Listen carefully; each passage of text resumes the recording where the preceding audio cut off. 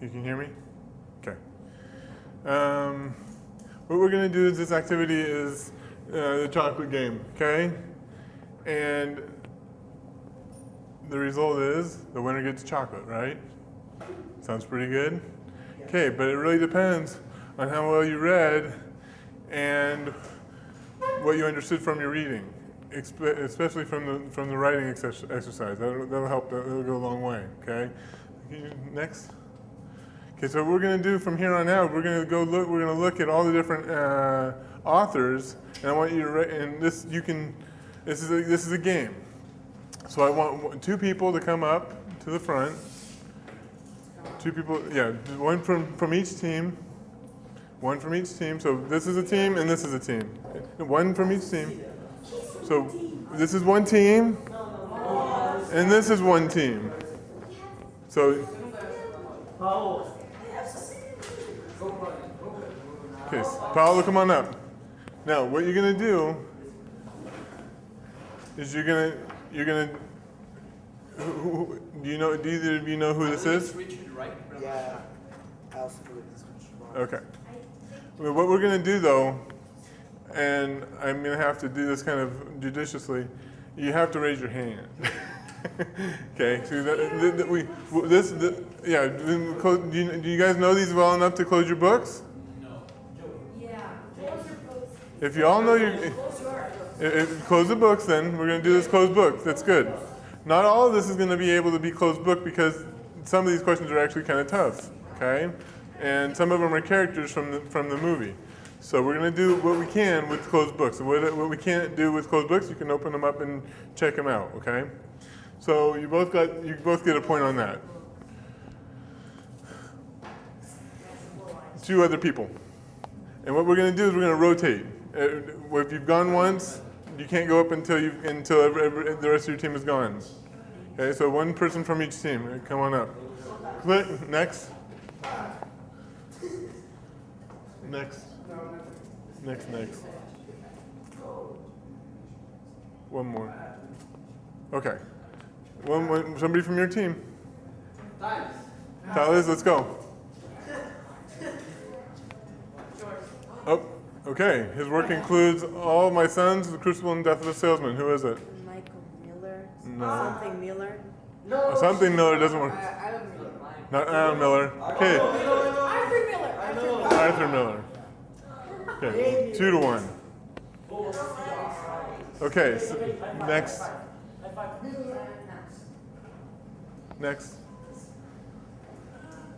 Okay, another person, Vinicius and Lucia.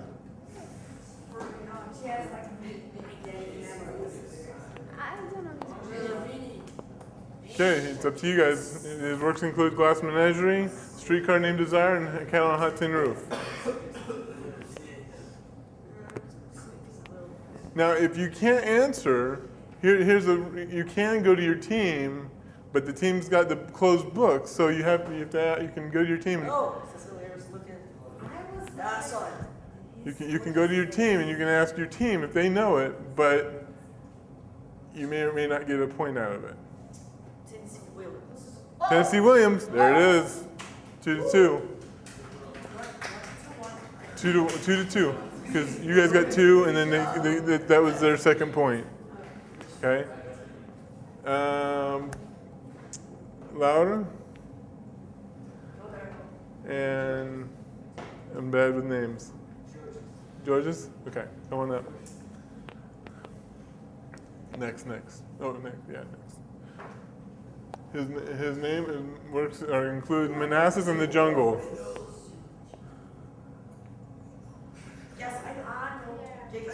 Okay.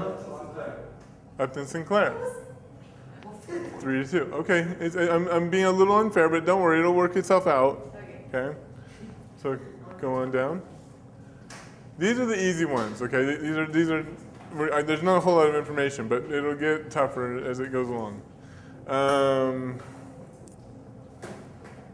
Come on up. What's your name? Guillermo. I'm sorry. And you've gone already? There, you're up. Let's go. And your name is? Carolina. Okay. Okay, next. So,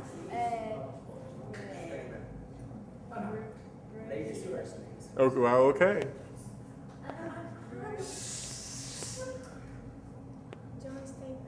There you go, 3-2.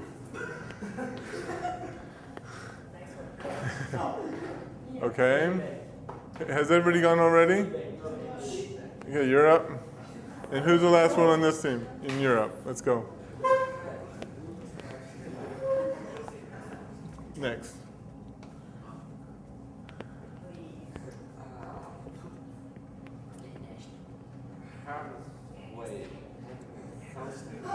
You're so close.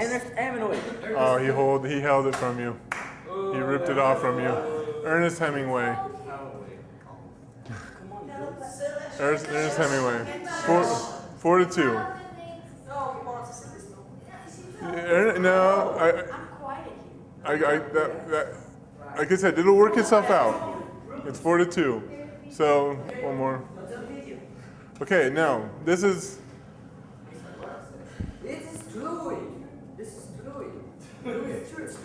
Okay, point for each. 5-3. Okay, but you have to raise your hand. Don't just shout it out. Okay. Next. Okay, true. Oh, sorry. Okay, keep going. One more. Okay, there we go. Paulo. True. Okay, 5-4.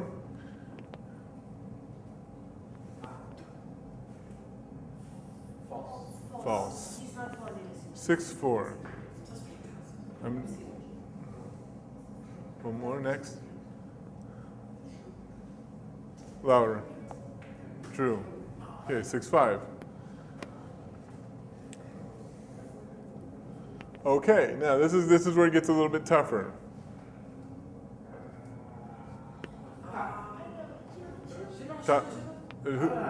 Who was first between Thales and Lucia? Lucia got it first? Who's this? George. Yep, that's it. Click.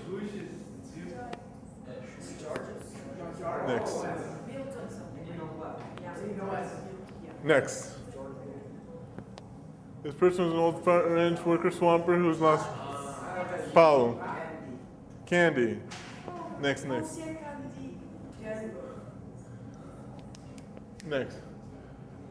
This is the prince of the ranch. He's a consummate Western male. Slim is right. 6-6, 7-6 actually. Next. One more. Okay. Lucia. Curly's wife. Okay, 8-6. One more. Curly. I may have misspelled that. Next. Oh, Laura was fast. Laura had that one. 8-6. Lenny Small. 9-6. Okay. 9-6. Okay. This person's name for his back is a stable hand. Was it her first? Okay. Crooks. Okay. 10-6.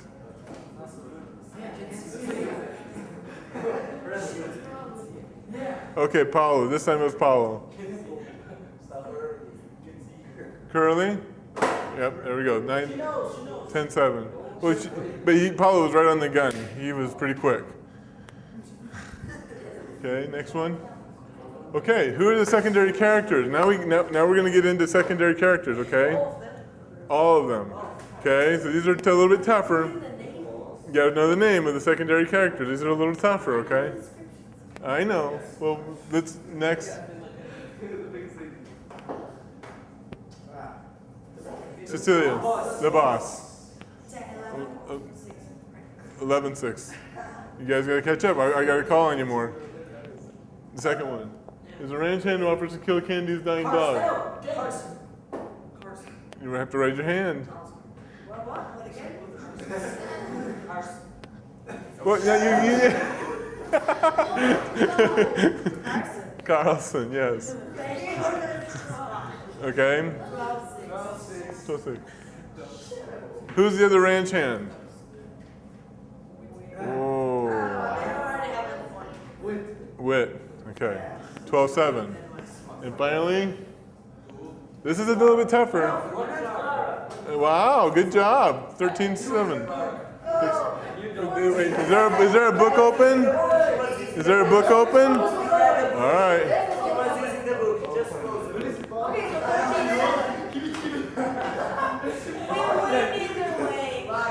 All right, but it cost you a point. 13-6 still. Mice and Men trivia, okay? It's okay, guys. Let's keep it real. Come on, let's keep it under control, okay? Although Mice and Men is written in a period known as modernism, it is truly a work of naturalism. Next. Novella takes place during the Great Depression. Okay, this is tougher. You have to know both.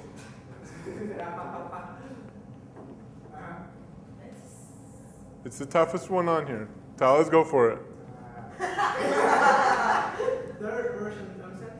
Wow, there it is. That's 2 points. So 13-7 went to 13-9. As they walk along, George reprimands looking for playing with the dead. No, not human. Wow.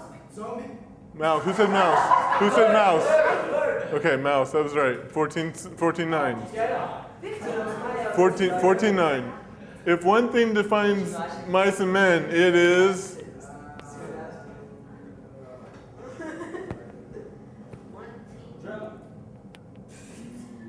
Think of the. Okay, I won't give any. I can't give any hints. That's the next question. So, if there's a theme of this story, what is it? Not California. Not. Sad. No. It's, no. Okay, you guys are all close, but nope. Almost. Sad and hope were pretty close, but no. Desperation. Society. No. No. Rates of breath. None. Losing. No. Okay, so you've all guessed, and we don't have an answer. Okay, so the answer is loneliness. Okay, it was a very lonely time. Imagine. I mean, when you see the movie, you'll notice that it's a very lonely time for a lot of these actors. Okay, Candy loses his dog. Okay, there's other things that happen, but there's a lot of lonely moments in this movie, and I won't tell them all like I just did the dog, but yeah, spoiler alert. But it is lonely. Okay, next. Soledad is Spanish for Loneliness. I know Spanish, so yes. solitude. Loneliness. Okay, so 14-6. No, 14-9. What was it? 15-9. 15-9. Okay, you guys get some catching up to do, but I think it's about done. And the men. Okay, and this is one of the things.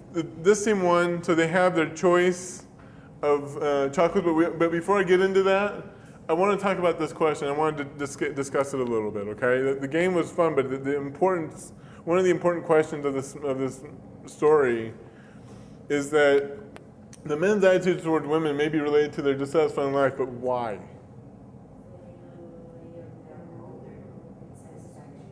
What about this? I mean, they're obviously dissatisfied. There's only one female character in the whole play, except for Aunt Carla, that's brought up every once in a while.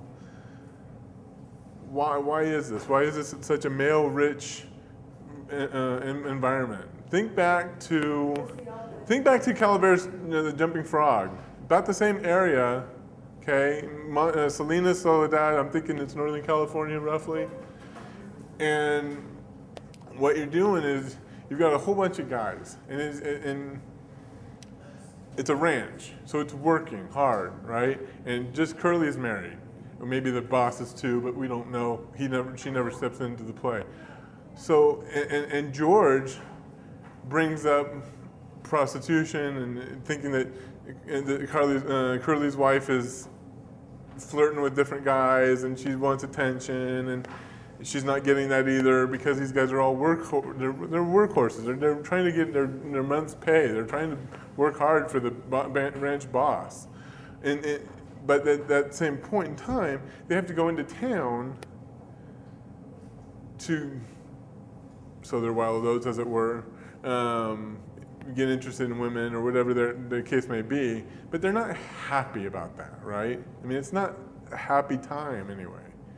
So why is this dissatisfying life have any regard to their attitude towards women? Why do you think? Because they don't help out. Maybe because they don't help. Maybe they're not in the farm helping out, so they don't see the female as anything more than just eye candy. That could be it. Okay, what else? Paulo? In the farm, it was more of physical work. It was probably a rather hot sun, a lot of hours of work, and statistically, the grown woman is more fragile than the grown man. Harder for it to work, so Therefore, they're useless. Yeah. physical work It's physical work. was more of man than for a woman. So yeah, exactly. Okay, so there's a lot of things in the story that you'll notice as far as aspects of different. Another interesting debate that we could have: is it ever ethically right or correct to kill someone? Is there a time ever where it's ethically correct to off somebody?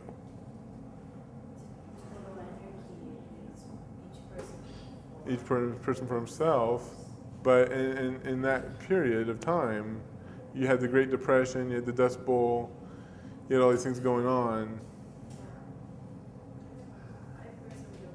You personally don't think so. Okay, what about you, Lucia? Okay. There are. Only if you're defending yourself. If you're defending yourself, okay, that becomes.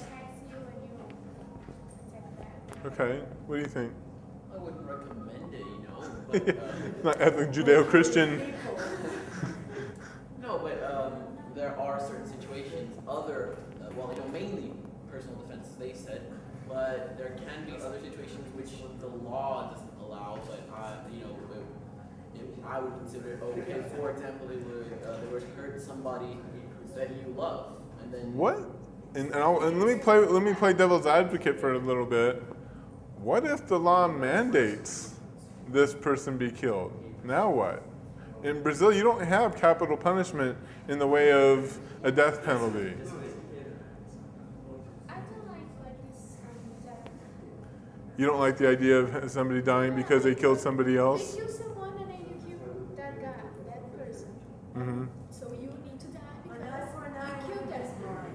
but There you go. there Okay, are and for if- example killers for hire. Who their job is to kill, for example, and that would be understandable because although they're not defending themselves, it is kind of their job, so they needed to live, even though they could live off in another way. It is what they do. Okay. So I'm not saying it's right; it's just understandable. Okay.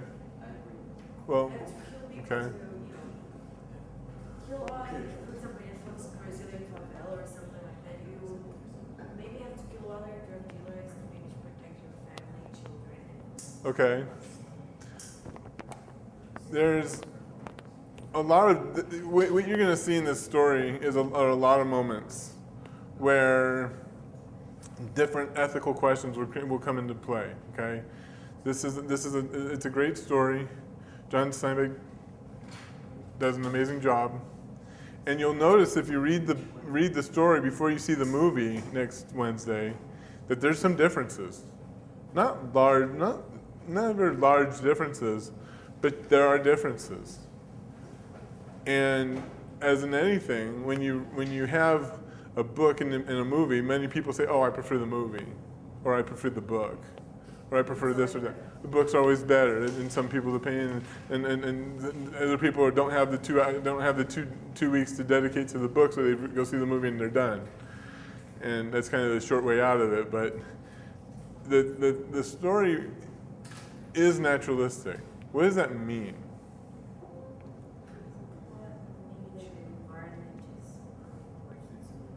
For a book that was written in the modernism period of time, this aspect of naturalism and every person for himself and only the strong survive, it's kind of different, isn't it? You're not expecting that out of this, but therein lies his genius. And he compares men to animals. And so let me ask you this. Are all men animals? Yeah. Yes. We are all animalistic? Shoot. We are? Animals, biologically with higher capacity of thinking. Just as a cheetah can run faster or However, we're dolphin not can- animalistic. And not animalistic. Okay, Yeah, but we are animals with fucking pretty, our DNA, for example, is pretty close to a mouse or even closer to a chimpanzee or whatever. okay, but what is the difference between us as human beings and a chimpanzee or rationality, right? We have the value of reason, okay? And that value of reason is what brings up these ethical questions that make us think whether another question I can raise to you guys is in this, are you guys okay with the society that you live in? No. No, in general, no? What have you done to change it? Well, first of all, take 90% of the people in power in Brazil and send them to jail and take all of their money, which is actually ours, and actually invest it on the people's. To reappropriate the funds? Yes, because it's pretty much everything, their houses, their mansions. Okay, so 16 salaries a year are all coming from our pockets. okay, exactly. Okay, so there's some major issues in Brazil that make you think about this. There's also in the story all these migrant workers are coming to California because of the Dust Bowl. Where is the Dust Bowl here in Brazil? Okay, it's in northeast Brazil. Okay, and how often does it rain there in Bahia? Like, yeah, like never. Okay, so you guys understand that coming from that mentality of what it's on the news every night. What goes on in the Northeast is on the news all the time. Okay, so that's my class. I hope you enjoyed it. I hope that you guys you come on time for the class and you're able to watch the movie because it really is enjoyable. Okay. Now, as promised. Now, hold on. No. Since this was the winning team, which one do you want? Wait. Wait, collectively, which one do you want? You guys divide the box, okay? No. Divide it.